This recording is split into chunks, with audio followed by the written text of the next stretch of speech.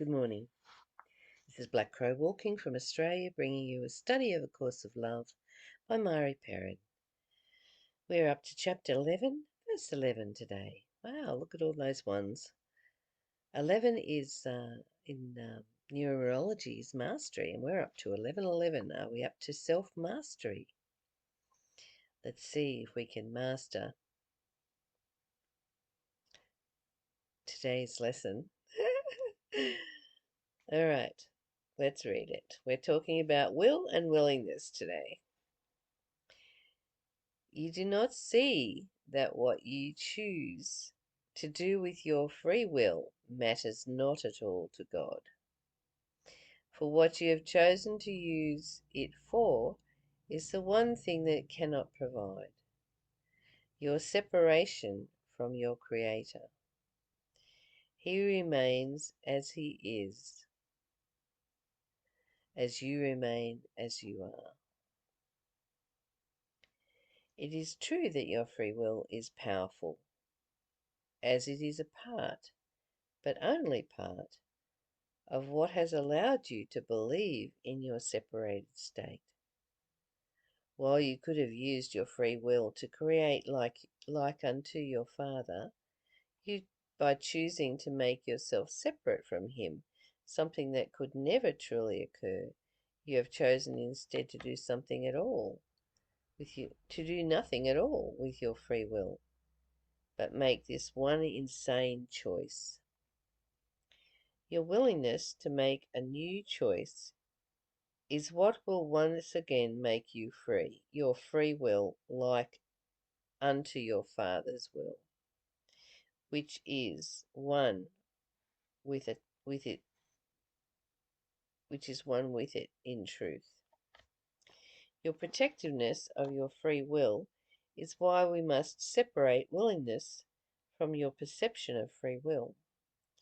Your free will is the last bastion of your separate army, the final line of defense, the site where the final battle will take place. Goodness me, how dramatic is that?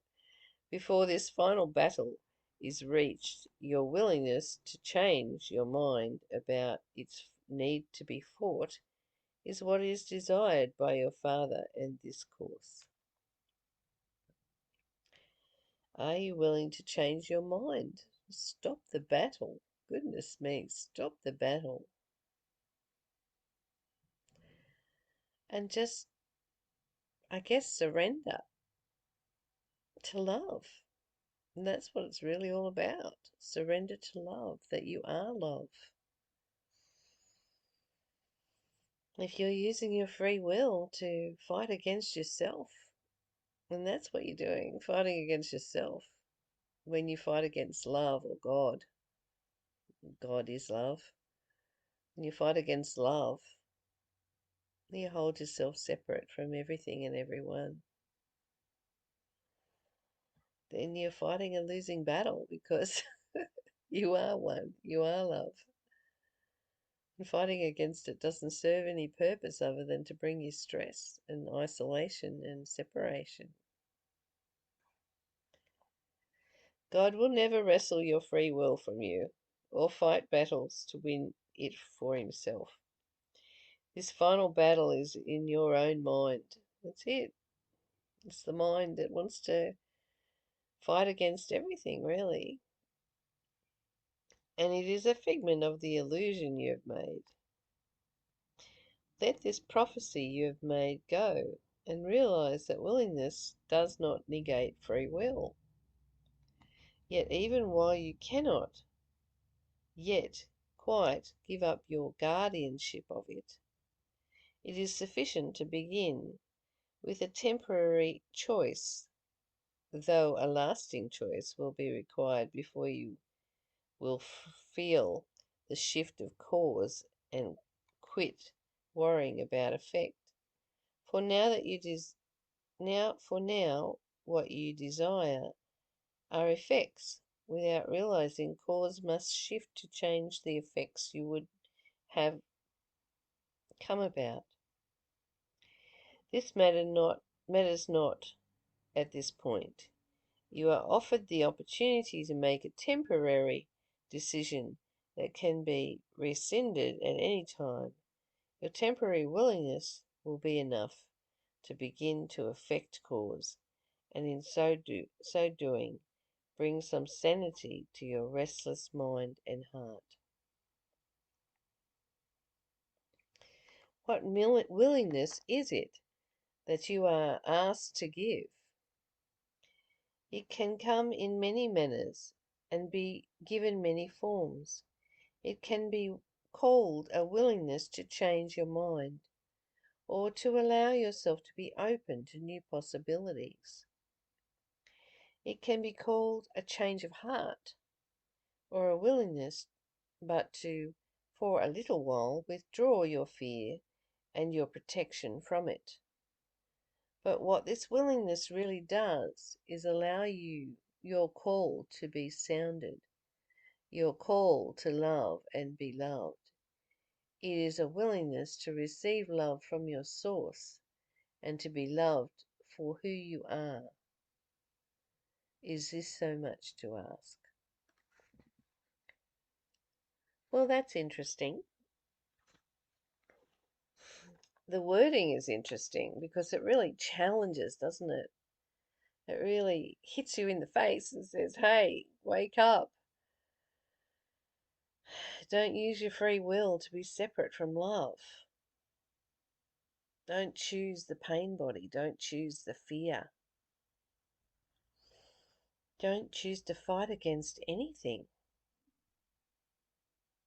Just come back to this beautiful, gentle, calm, peaceful life. Just come back to the love that you are and give it. Open to it. Open to receiving love and giving love. Your openness is your willingness to trust and have faith in love. There's no drama there. We're looking for the drama all the time. Why is it that we need drama in our life all the time? Your natural state is happiness, peace, and freedom. I've said that many, many times. And when you separate yourself from that happiness and that peace and that freedom, you're doing the cause and effect thing. You're choosing pain over pleasure. You're choosing hell over heaven. So they're just asking you, they're calling you back to love and be loved. It is the willingness to receive love from your source and to be loved for who you are. Is this too much to ask? So listen to yourself today. Listen to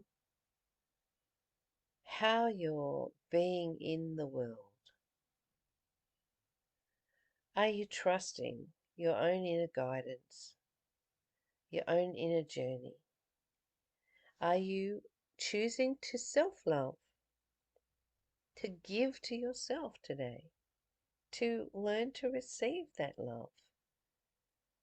You might be giving all the time, but not willing to receive. Or you might be taking from others all the time and not willing to give. Where's the balance in that? And can you call that giving love? Can you call that receiving love? What are you receiving? If you're receiving abuse, if you're receiving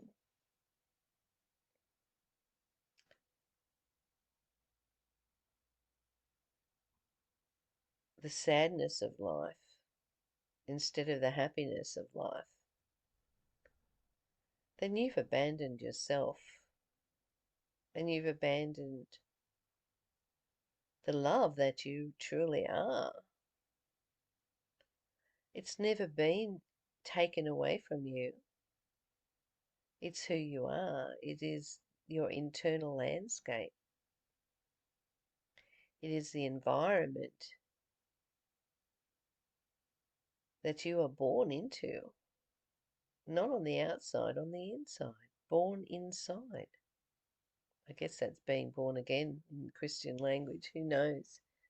but returning to love inside yourself, knowing that the landscape inside you, your very internal being, this formless love that is looking through your eyes,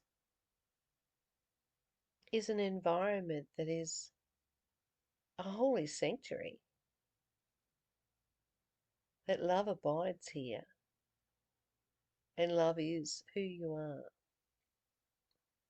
And yet, if you choose to use your free will to walk away from that internal journey, that internal love, and separate yourself, and be out there in the world living your life and struggling and striving and being abused and not coping, finding addictions to cover up the pain of separation, then, beloved, in this moment, just simply come back. Come back to your inner journey and begin to sit quietly with yourself, inside yourself, and just look at nature. Just spend time in nature and breathe and be still and silent and let yourself be present here.